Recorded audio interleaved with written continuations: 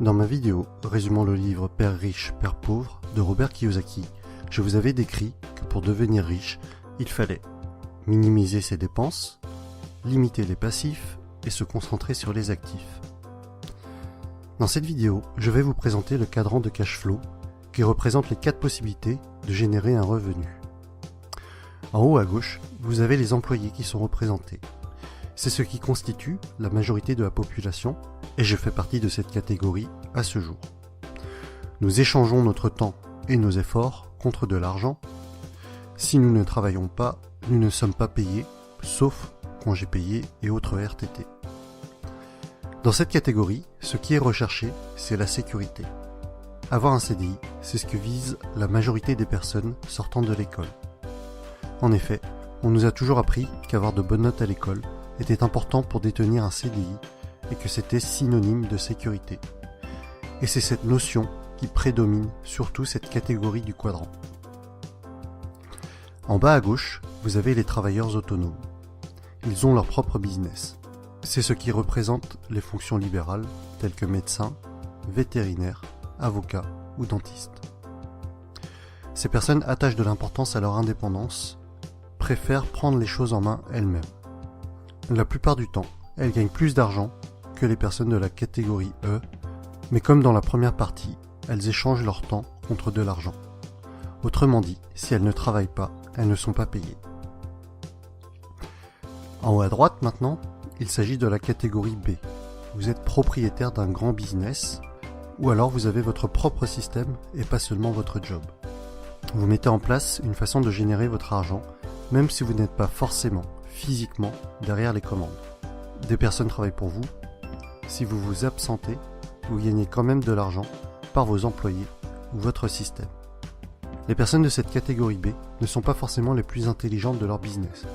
Au contraire, elles recherchent des personnes très compétentes pour faire fonctionner le système à leur place et elles délèguent un maximum. C'est donc le leadership qui les caractérise et une bonne communication est également requise. Ces personnes-là ne travaillent pas pour leur entreprise, mais leur entreprise travaille pour elles. Les blogueurs et les youtubeurs à succès font partie également de cette catégorie. Personne ne travaille pour eux, mais leur système, ou plutôt leur support, que ce soit articles, vidéos ou formations, génère des revenus sans qu'ils ne soient obligatoirement devant leur écran. En bas à droite, pour finir, vous avez les investisseurs. Les investisseurs trouvent des solutions pour faire travailler l'argent à leur place. Ils ne travaillent pas à proprement parler. En plaçant leur argent judicieusement, ils vont générer systématiquement encore plus d'argent. Actions, dividendes, loyers, immobilier sont leurs terrains de prédilection. Ils sont financièrement intelligents, utilisent leur argent et parfois même celui des autres pour créer leur richesse. C'est par exemple le cas pour leurs locataires qui, avec leur loyer, payent les crédits de leurs investissements immobiliers. Le constat général est à peu près le suivant. 95% des personnes sont à gauche du cadran et ont 5% de la richesse, alors qu'à droite, on est à 5% de la population qui détient 95% de la richesse. À droite, grosso modo, vous avez l'argent et le temps. Vous accédez à la liberté financière au bout d'un certain temps. Si on refait une petite analyse de ma vidéo précédente, dans laquelle je vous annonçais mon défi de quitter mon emploi actuel, cela correspond en fait à quitter la partie en haut à gauche du cadran pour basculer petit à petit dans la partie droite.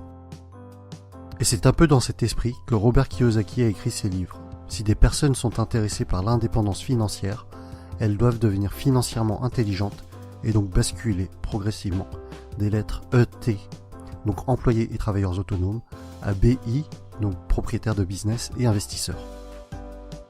Personnellement, mon but n'est pas d'être multimillionnaire, mais c'est la liberté au niveau de la gestion de mon temps qui m'intéresse pour vivre au rythme que je souhaite, profiter des personnes que j'aime. Et vous, où en êtes-vous personnellement? Avez-vous vraiment foi en la pseudo-sécurité de la partie E? Êtes-vous prêt à travailler jusqu'à 65 ans pour éventuellement profiter de votre retraite? De mon côté, mon choix est fait.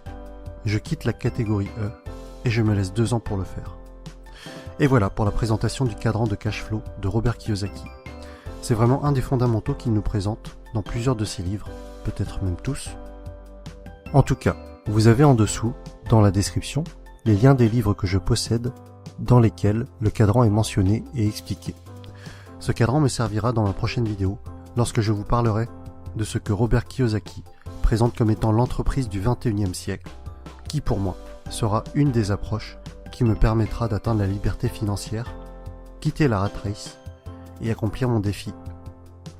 Comme d'habitude, commentez, likez, partagez, abonnez-vous. À bientôt pour la suite des aventures.